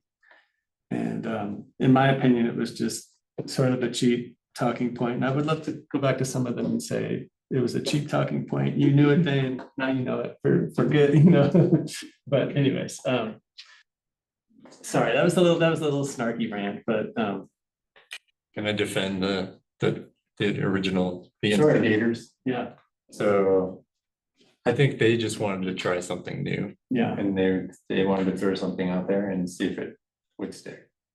And they were perfectly willing to accept that. Yeah. If it didn't work, if no one was interested, then we've learned something, so. Yeah. But the challenge will be, I remember thinking that was the best argument for the pilot was let's try a bunch of different things. But the test will be whether or not they'd be willing to let it die, basically go away.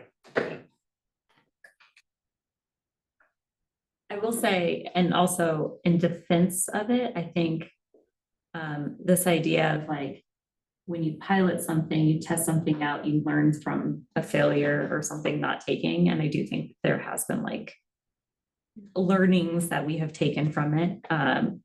So it wasn't all for naught. yeah. There was a lot of staff work too. It was not. That have dedicated funding that will be released, or how did that end? How would that end work if the program went away? So the ballot measure that approved it did authorize the city to bond, I think it was up to $10 million. So, Yeah. but we have not exercised any of that authority. So for the pilot portion, we chose to use existing funding through the H2O program. Before we took out money and incurred that expense, we wanted to make sure it was a program that people would take advantage of.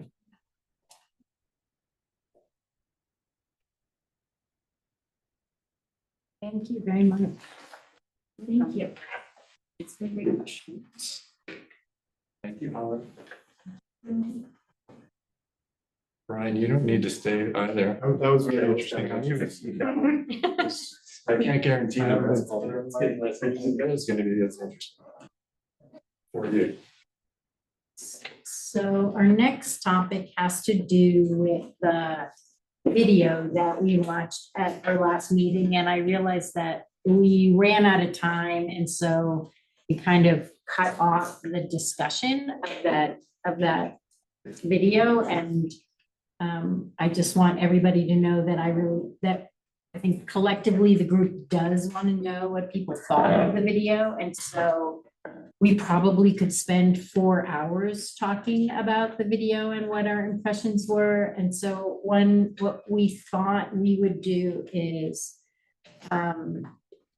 let each of us share one thought about the video and how it might be translatable into something that Hab would want to focus on. So rather like big picture, what did we think of the video? Like, let's be a little bit more specific and make it Hab focused.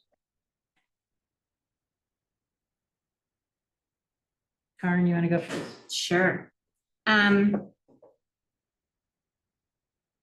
So I think I said this after we watched the movie, but one of the things, or the movie video, one of the things that really struck me was the idea that Boulders had some exclusivity from the very beginning, not having agriculture or heavy industry. And somebody said it feels like maybe it's becoming more exclusive. And then it got me thinking about a point that Cindy brought up, was just talking about the service industry and trying to figure out solutions for affordable housing for those in the service industry. I kind of totally fell down this rabbit hole trying to find out, like, well, how many people in Boulder work in the service industry? And there's some, gray area about what do you consider the service industry. But if you just take like the kind of basic, what everybody seems to agree with, like food service and what's it called? Hotels and hospitality and emergency services and teachers, not university level, but basic, what's it called? Primary K through 12, thank you. Then it looks like in Boulder, that's about 30%, a little over 30%. And our affordable housing goal is 15%, which is great and double what it was. But like, I guess what got me thinking after that video is like, do we need to like really strive for more?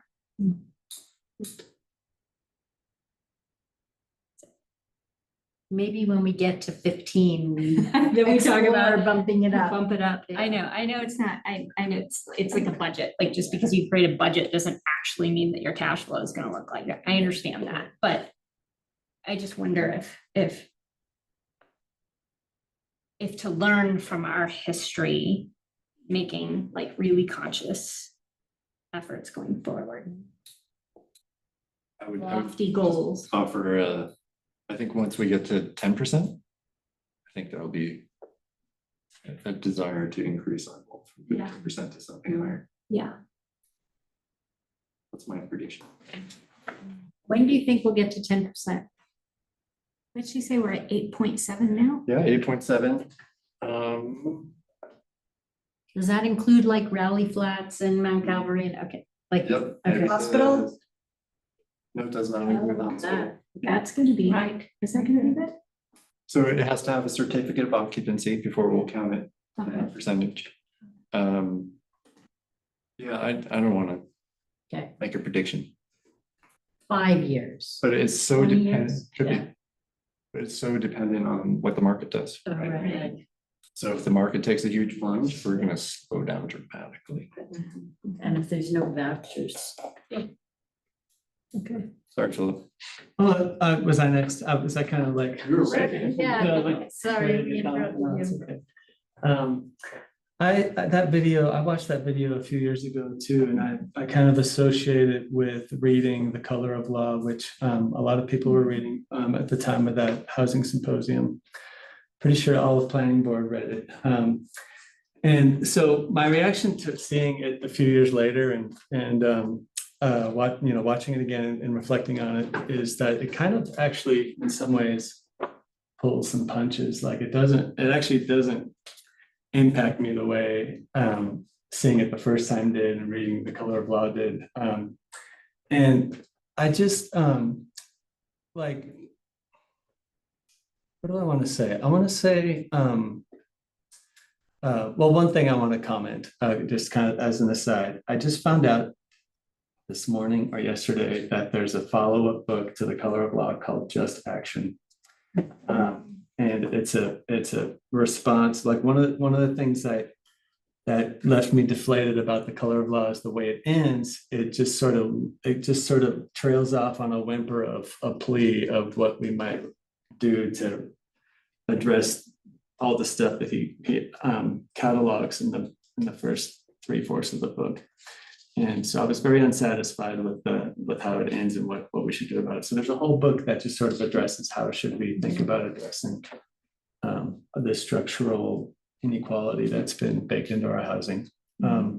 So I want to read it. I want to encourage other people to read it. I can't recommend it at this point since I haven't. I just learned about it. But anyways, I'm excited about that.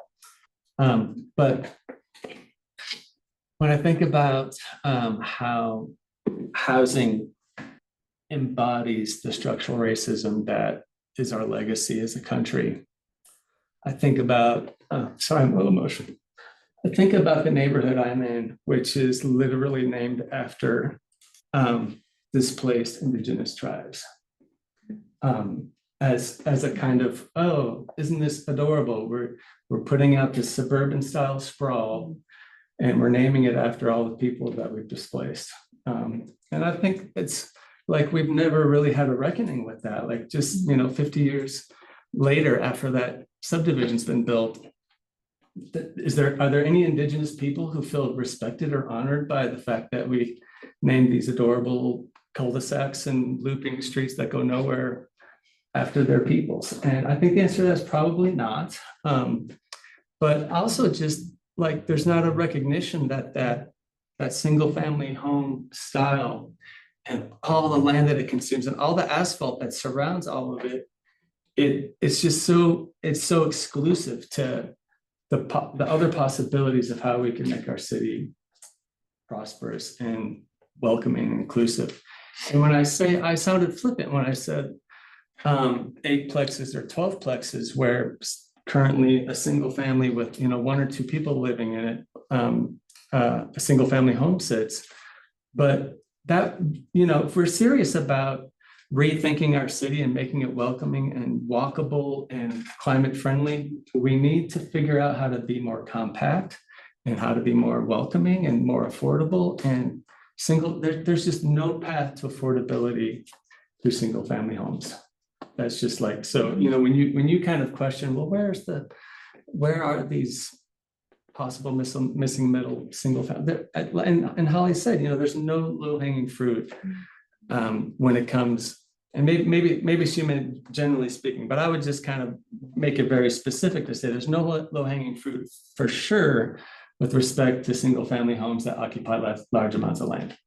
And so, I don't know, for me, dismantling our sacred cow of single family homes gets really at the core of how we could make Boulder more inclusive and more thriving, more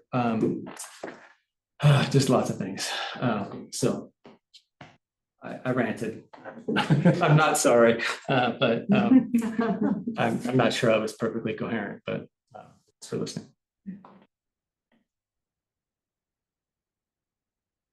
I don't really have anything much better to add. I really appreciate what Philip said there.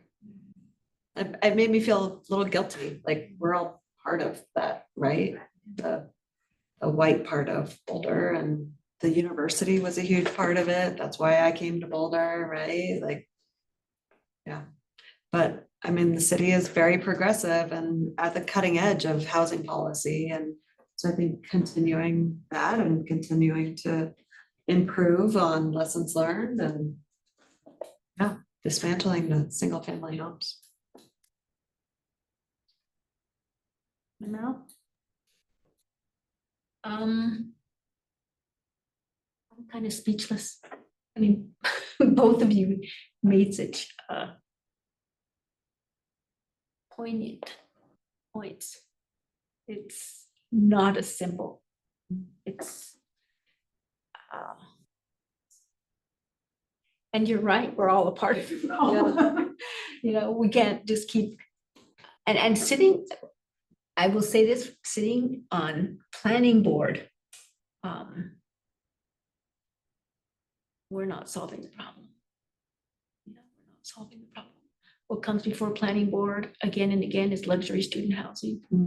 Again and again and again, the vibrant neighborhoods legislature. The intent of allowing density along the corridors.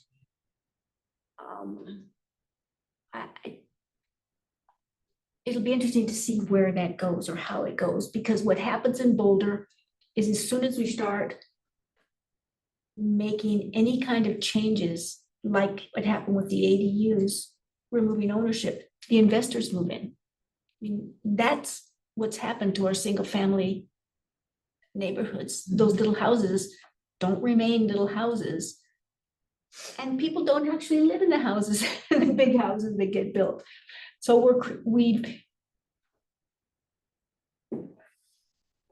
created investment opportunities that we're now, you know, we're like popping our heads out, looking around and going, what have we done? Because we haven't figured out how to de-incentivize people from investing and not living in our city. And that becomes, you know, the dearth all the way through, right? There's no people living, there's no people, you know, spending money, there's no people volunteering, there's no kids in school, there's no neighbors in your neighborhood. But a radical rethinking of how we use our land. I mean, you're right, sacred cows, you know, it's just making little tiny moves. And that was, I was a big advocate for the ADUs, this is going to change things. But, you always, I mean, you know, Jay and the staff always were talking about little moves, you know, and I kept saying, let's make bold moves, little moves. And that was, you know, very, it took a lot to get the moves that happened in our ADU realm. I am so appreciative of the state just saying, hey, let's just roll out some basic requirements around ADUs, which of course, this is not the first state to do that, but we could go a lot further. And I think the idea of rethinking how we use our single family zoning. I don't know what kind of thinking will actually start to shake out some results. It's a curious dilemma. No easy answer. One of the things I love about ADUs, and as it turns out, single family homes, but maybe the only thing I love about single family homes is that it's possible because there's less HOA and there's a lot more individuality. The structures can reflect the interesting inhabitants that live inside them. You know, ADUs can be very unique, very lovely. And I think one of the main challenges to bring people on board with higher density is to figure out how to have beautiful structures that sort of reflect the creativity and the quirkiness of, you know, the whole keep Boulder weird kind of thing is like, I would love to see some density that really was beautiful, you know, and we get a lot of density that's not so beautiful. So people are like, well, we don't want that, you know. So and ADUs are just they're so lovely, you know, and they're just, I don't know. So we need to figure out how to have sixplexes that are beautiful. But you know, the point you're making, think about it. If it's beautiful, we love it.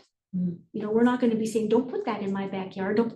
We're going to be saying, can we get more? Yeah. And we're not getting that, even with the luxury projects that we see coming through planning board. There is no, I spoke to that not last night, but the week before.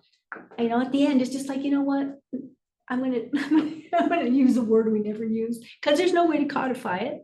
There's no way to create criteria around beauty. But, right, who doesn't want that? And who wouldn't support that? But we don't have, there are, a lot of people in my profession, not a lot. There are people in my profession who are making significant moves to talk about, let's make it first about how do we feel when we're in the space? And it's not new thinking. It's in all of us, right? We all know that we like to go to places that we feel good in. But for some reason, we don't use that as the banner. I think you're absolutely spot on. You start putting awesome little opportunities and options out there. I think people will kind of forget why they didn't want this. And instead they'll say, oh, wow, that's kind of cool. I'd like to live there. Which is why I love the airport ideas, because it gives you a chance to, like, instead of evolving something that's existing and kind of calcified, you could really build something creative and new. Yeah. Excellent point. You guys are just brilliant. This little board here. That's fine. I'm so glad I'm back. Yeah, we're glad you're back too. Cindy, do you have some comments about the video? Yeah, it was actually, can you hear me okay? Yeah, perfect. Okay. It was quite impactful, and I've been thinking about it a lot. And, I was thinking about, folks who got moved out and everything, and folks in the service industry and stuff, and low income folks, and how easy it was to move people around. And I thought, well, I don't believe that being low income has to mean being vulnerable. I think people can live modest lives, like here in Mapleton, I've interviewed, several folks, with pride, with dignity and security. A lot of people here have been here 30, 40 years. But I think what makes poverty dangerous is instability, and housing instability is where that danger starts. I think when someone doesn't know if their rent is going to spike, or if their park is going to be sold, or if their home is going to be condemned for things they can't afford to fix, that's not just a personal hardship. I really think it's the institutional creation of vulnerability. And when these conditions kind of fall on the hardest in our community, like immigrants, people of color, disabled folks, or single mothers, then we're not just talking about affordability anymore. We're talking about that structural racism and bias baked right into our housing system. And I think if we don't make space for low income people to live stably through policies that actually fit their lives, with housing that's safe and protected, we're not just failing them, failing like folks in my neighborhood or in other, mobile home parks, or, places, where they're always, looking, from one lease to the next. Then we're recreating those same exclusions over and over again. And it was a really interesting presentation earlier, about, deed restricted properties and everything. And I worry that because some of these institutional factors have made things exceptionally unstable for folks, we have, people who don't have perfect credit or strong banking history. We have inconsistent incomes, which, happens with hourly or tip workers. We have, residency or citizenship challenges. We have thousands, of upfront cost or long applications processes. And we have the kind of paperwork that requires, either, high literacy levels, digital access issues, or, competencies, or even trust in the system. If there's a lot of, institutional, biases baked into our system already, there's a lot of distrust in the systems. And that's why I guess I'm kind of, where manufactured homes kind of come into play here, you know, where they are, you know, for folks who have been hit by institutionalized, you know, things that have made people's lives unstable.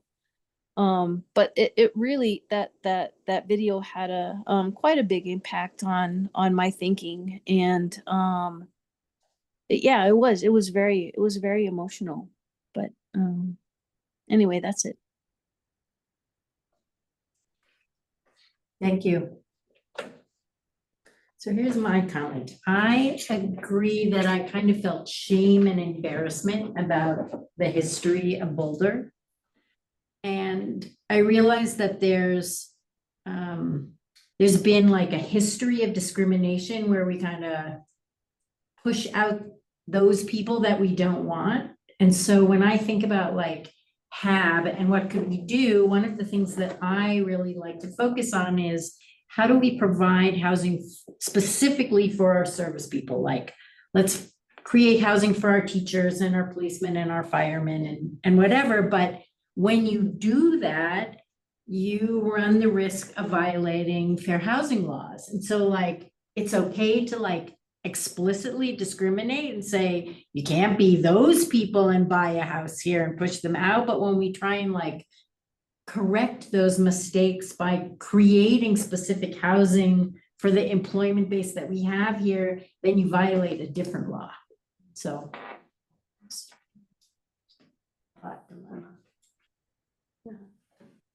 If you do non-LIHTC housing, you can provide preferences for lease up, geographic preferences, people who work within a geographic location. Yeah. But you can't do that with a LIHTC program. Not yet. Not yet. I was. But A lot then of like, rules are kind of disappearing. you don't have the subsidy, so the rents are not low enough to serve that population that you want to be serving, right? So one of the topics that, you know, ultimately I hope will be on our work plan is that employer created housing, but we'll get to that another time. So anybody else have a comment about that video? If not, we'll move on to the next topic. Thank you for that time. I agree. We could talk about it for hours and hours, but. Yeah, I was gonna say, I have many more comments. You want to bring it back next month? You feel like there's No, I don't feel like there's something I Okay. need to say. Or maybe we I mean, just have. address it on something else. Yeah. Okay. So let's talk about the HAB work plan review. And one of the new topics is actually a proposal that Cindy had prepared that was in the packet. So let's say, so for August, we're thinking about doing impact fees for demos and additions, HAB member quarterly update to council, CU master plan. And I'm actually not gonna be here in August. So. Karen, you get to lead. Oh, I think I will. So when you look at the plan, is there anything you want to add or change or move around? Or do we want to just talk about Cindy's proposal plan? Just on other items to explore, last time I had actually added something about affordable home ownership, but I think we got a really amazing primer today, so I don't know that it necessarily needs to be on there anymore. Okay, so you want to take that off? Sure, okay. I love it when people take stuff off. We already addressed it, so it's all good. What were you thinking about when you had the CU master plan on the agenda? What was that? What's it gonna be? Yeah. Lori Call is gonna come in August to talk about their most recently adopted housing master plan, which is significant investment in housing for CU, so. We just reviewed the Naropa site, which backs up to that. So Yep. we got a chance to see the CU master plan. If those of us that took a deep dive into our packet and then went and did outside research, like, what is this plan? Significant Mhm. amount. 11-story buildings. That's a spoiler, so. No, the height of the buildings, just like, and it's because it's CU, they can. They're gonna change the landscape of that strip. On Arapahoe. So CU is kind of up on this hill, and the Boulder Creek is right here, Mhm. that land. Like where Athens and Marine Corridor. Yes. Yeah. They own a lot, significant, and the buildings, there's, you're gonna see superior high density. It'll be interesting to see if that has an impact to the luxury student housing being built by private developers. Because that's going gangbusters too, I mean, but that's private, so fascinating. So the idea that somebody's gonna come in and present on it. So I'm you're coming to that. You know, it's interesting, you were talking about architecturally interesting. So my son's in Singapore and he knows I love architecture and he sent me a whole bunch of these like really cool, like 30-story high-rise condo buildings that like have plants in them, and Right. like they're Gardens. beautiful and they're so cool and it would never happen here because they're way above 4 feet, like 4 stories, but there is something to be said about when you look around and you go, cool, interesting, fascinating, you know, like, and I can show you pictures whenever you want, like, it would be, I think people would feel differently about density if it looked interesting, so. We don't have that. I don't know who, under whose purview that would fall to inspire the citizens. Because there are incredible projects, and we don't have to go to Singapore, Yeah. right? There are incredibly beautiful. And they don't have to be projects. 30 stories. up. People-centric. Yeah. You know, and they can be, you know, dense and tall and they're wonderful, wonderful places. But we don't see them on a regular basis, and to have a little, I always thought I should bring one to planning board. Let's go meet and see some cool stuff. Yeah, like the Populous Hotel. It's really cool. I have a question. Do you want to add an ADU update to other items to explore? Like, would you want to show ADUs There's or? our ADU master right there, is Jay. Not anymore. I've passed that baton. Weren't you involved in the last updates? Who was? Lisa Hood. Oh, Lisa. Something we may want to explore, like maybe 2026? How many do we have? Where are they? Who are they rent? Like, are they affordable or market rate ADUs? Maybe, no? I'd be interested in learning more where we're at. It'd be nice to get an update. You guys probably have that information somewhere, Yeah, but it would take some effort to, and staff time, staff pull time. it all together. Yeah, I guess it's 2026. I mean, it doesn't hurt to ask. Is it on city council? The city council looking at ADUs again? Because when they did the last one, it was like, and we'll be revisiting this soon. Because if it can piggyback with something I that, mean, we made the changes to be compliant with correct. all the state laws, but that's it. And that was pretty abbreviated process. Right, so there's nothing under, maybe to pair it when city council is.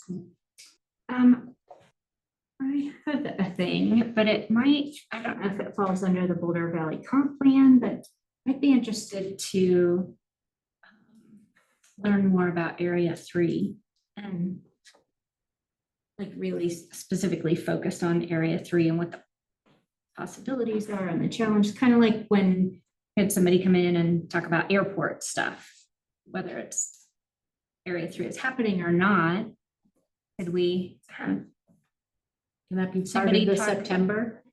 Yeah, I mean, those are the people that know the most about it. Okay. Um, Because we've, I was checking because we were you on the board when we reviewed the urban services expansion study? I don't know, but I do know that we've, like, in some other presentations, that there's been some touches on Area 3, but not really kind of like a focused thing.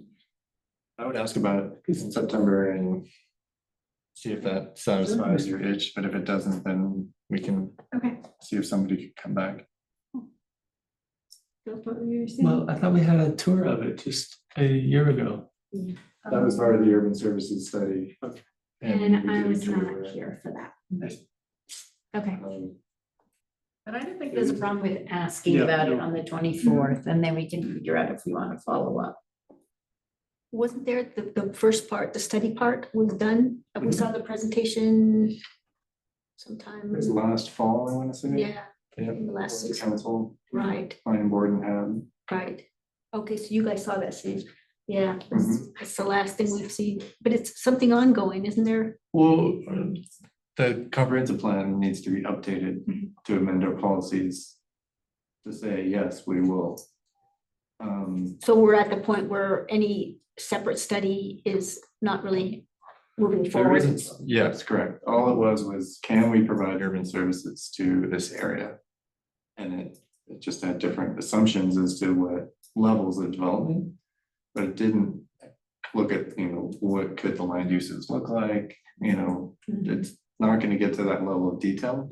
Right. Until the decision is made to move it from area 3 to area 2, which makes it eligible for annexation. And then once it's eligible or moved to area 2, then we would have to do an area plan, and that would be 3, 4, 5-year process. To determine what it would look like.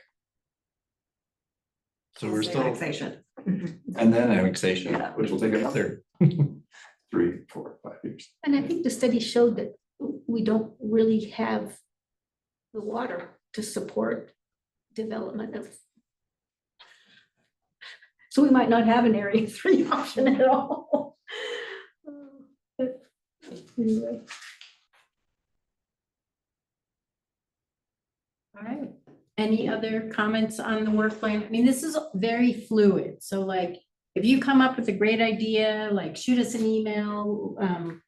Ari and I and Jay meet once a month before this meeting and we talk through ideas and work plans, so that these are topics that we're very open to ideas. And that's a good segue into Cindy. Do you want to talk about your proposal? Yes. Let me pull it up here. Well, what I was thinking of was going on a tour, going on a field trip, just to look at mobile homes or manufactured home communities, and really look at how they're providing homes for low income, the lowest income, and I think the most vulnerable people in our community. I think a lot of the service industries making right around what, $23, $25 an hour, like in the 40, $42,000, $48,000 a year. And it's really tough to get into a home and find something that's stable. And manufactured homes, according to Zillow, are selling between, $60 and $105,000 here in Boulder.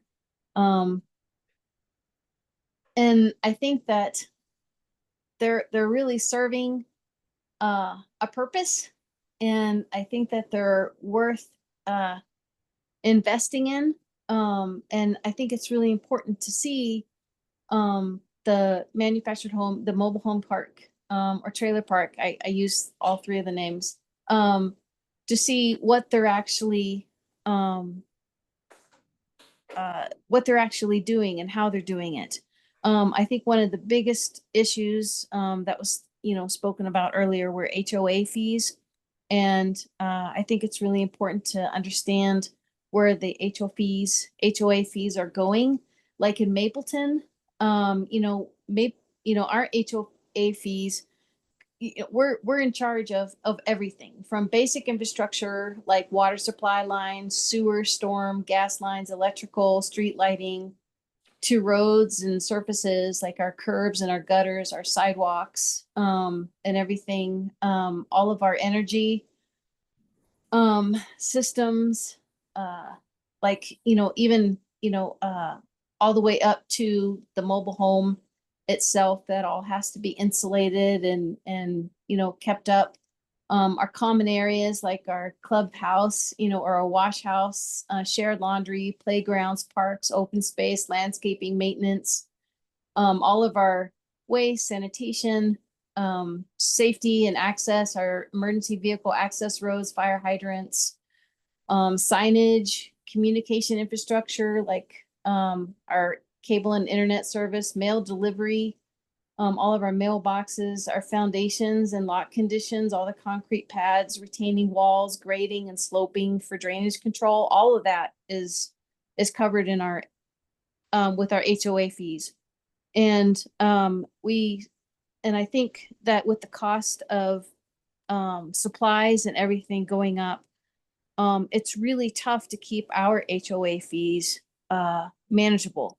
And we are a nonprofit, so we qualify for grants. We qualify for the, a grant from the city of Boulder sugar tax, to do a lot of our infrastructure upgrades. But, some of the other, privately owned don't have access to those particular grants because they're public, they're privately owned. They're not nonprofits. And so, they have much higher HOA fees. And I think that if we did a walkthrough, we could see the different kinds of communities and what they're funding and how they're maintaining and why they're important for different kinds of communities, and the costs that go into preserving and maintaining manufactured home communities. I also, Cindy, if Yes. we were gonna do a tour and a panel, yes. how long do you think that would take? Like, would that go beyond 6 to 9? I think maybe the panel is reasonable. In that 6 to 9 time. I think maybe a walkthrough, it might be a separate maybe a separate time. I don't know if that's feasible or if it's, it's going to start getting night out. We're losing daylight. And so, I'm not sure if that's a possibility. I wrote it. If we were to do, would you think we should do the tour before the panel or after the panel? And if we were to do the tour before the panel, if we were to meet at like 4 to 6, like 2 hours for the people who were available, and then 6 to 9 would be the panel? Is that what you're thinking? Are we allowed to do that? It's a long day. That's a long day. I'm That just is- trying to, there's a lot of stuff to talk about, and I agree that I think visual is really helpful. I just feel like that it's a lot. Well, It when is have a we- lot. when have we Does done anybody have tours? suggestions? I'm just curious, when have we done tours in the past? When do those usually happen? I've always enjoyed the tours. I'd love to, I love this idea, by the You way. guys toured Bluebird. I wasn't there for that. I don't know that one. Often it takes the place of a meeting. Oh, right. The tiny houses in Longmont. Tiny houses and all And then that. we've got, when were the bike tours? Was this like on a Saturday or a Monday afternoon or something, or? I don't remember. Remember, I think they were during the, yeah, we stopped for lunch. Yeah, they were during the day. They were during the day. Maybe so on a Sunday or something. Must have been yeah, I think it was a Saturday. But I wonder if maybe instead of 4 to 6, 6 to 9, maybe 5 to 7, 7 to 9, something like that. Half and half, 4 hours. It's kind of still a long time, but might be more doable than 5 hours. Yeah. I'm open to suggestions. Especially if it's the only agenda item. I mean, I wouldn't schedule anything else. Yeah. If So- we're gonna do a tour before. So would that in theory potentially be October? Although if we biked if we did 5 to 7, is it dark in October? Yeah. Time change happens at the end of October. The time change wouldn't have happened. If it's regular. If it's before October, like around. October. Could we move the Boulder Valley to October or no? We're doing sort of a roadshow Okay, with all the boards and commissions. okay. I'd be open to doing the tour another day too. I'm fine with that. I think it would be really valuable. Like a second meeting or on a weekend? You Either. know, like there's a kind of optional weekend thing. is Okay, My sensibility. okay. I would like that. I have weekends off. All right. So if, let's say we schedule this discussion for October, do you feel comfortable getting speakers and panelists? Or a moderator and panelist? Yeah, I could reach out to it would be interesting to I really wanted to know like what you all wanted to know about manufactured homes. I had thought about some folks and also have somebody from who's knowledgeable about the modular factory, and Jay, your name came up. And so yes. But yeah, I'd be open to suggestions about, what kind of information you'd like to know, or, would like to hear on the panel, and then I can look for those folks. Well, when I look at your goals, event goals, like I think talking about the various ownership structures is really interesting, right? And then I also wonder about what do you have to do to make the home real estate as opposed to chattel? And so those are two topics that I think are interesting. I think you've also identified some on the key learning focus. Yeah. Mm-hmm. The proposal was just a kind of a starting point. Yeah. And so if you all are interested, it was open to, yeah. I think it's great. I think what you're proposing is great, and we're all very interested. And maybe we just work collaboratively to help sort of turn this into reality. If that makes sense. Yes, I would love that. Okay, great. Then we'll follow up with you. Okay, awesome. Aaron and I and Jay and anybody else who wants to help. Thanks, Cindy, for spearheading this. Oh yeah, thank you for entertaining it. Yes. Yeah, I think it'll be great. All right. Anything else on this? Matters from staff. I had a long mental list and I can only think of one right now. They will come to me as I talk. August 7th, the council item, we're taking the DRCOG, the Regional Council of Government Regional Housing Needs Assessment for a public meeting. So you guys heard it in the spring, remember? Will this be like on TV? It'll be on TV, but it's gonna be me presenting something that I know nothing about. To get the popcorn out. Yeah, watch council like pillar me because I don't have answers to all my questions. Yes. You want us there in person to cheer you on? Only if you make slides. Yeah.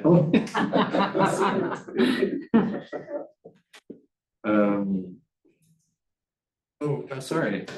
Thursday night, Molly is going to be at council talking about the manufactured housing strategy review. Tomorrow. Tomorrow. So that'll be interesting to see, because that was one of the council priorities. To specifically look at whether or not mobile home park owners would be open to considering some sort of rent restriction program in exchange for investments in infrastructure. As you recall, their answer was pretty much no way. Yeah. So She might be a good person to have on that panel. She is on the list. Yeah. yep, she should be on the list. Yeah. So Yeah, we could do the same thing. She could moderate, I mean. Just like what Holly did for the last panel, so.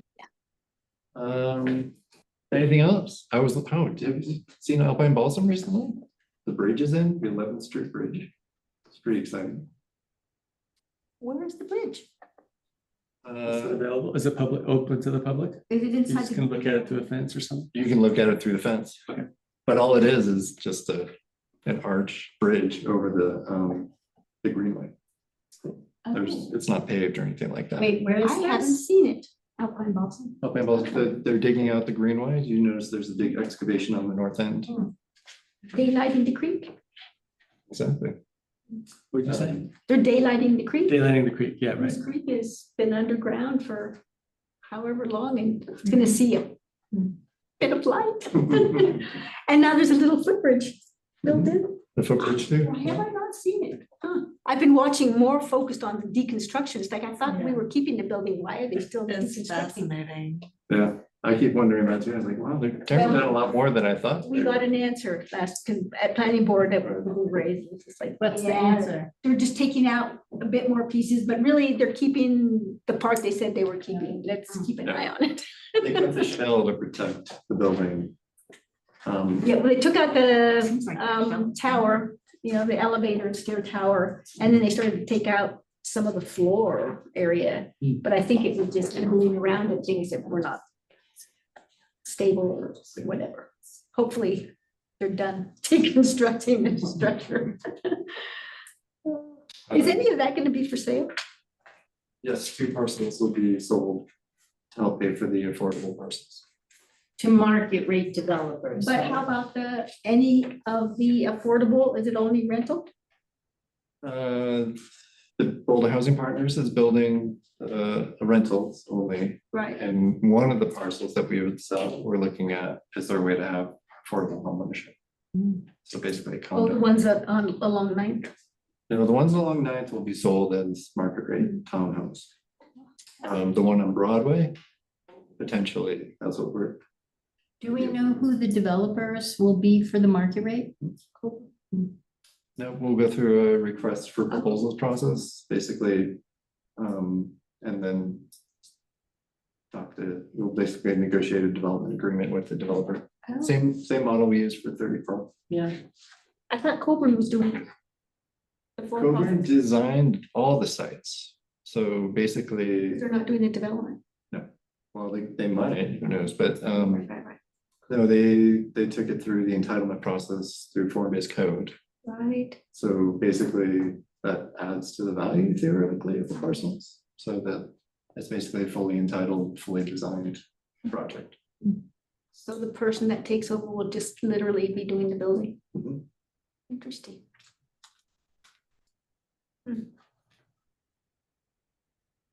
Do you have an update about homeless solutions? I do. Two things. Wait, you were So- done with your staff update, right? Oh, sorry, I apologize. So the Housing Solutions for the Homelessness Subcommittee, so the two things, City Council received our letter saying, hey, we're here, this is what we're doing. They received it, that's all I know. And then also council has a study session on August, I think it's the 14th. I think so, yeah. Tiffany's nodding. Specific focus about homelessness, and they will be presented with the Clutch Consulting Group report findings. Okay, that's the 14th. The 14th. And Chip Yeah, and so I will be, I would recommend watching that if we'll you. have our popcorn, we'll be watching that. Great. That's it. Well, we may end it half an hour early. If only we kill 5 minutes. Does anybody else have anything they want to talk about? All right, motion to adjourn. So moved. Okay. Thank you, everybody. Second, I second. All in favor? Any opposed? Amen. Okay. Thank you, Cindy. Thank you. Thank you all.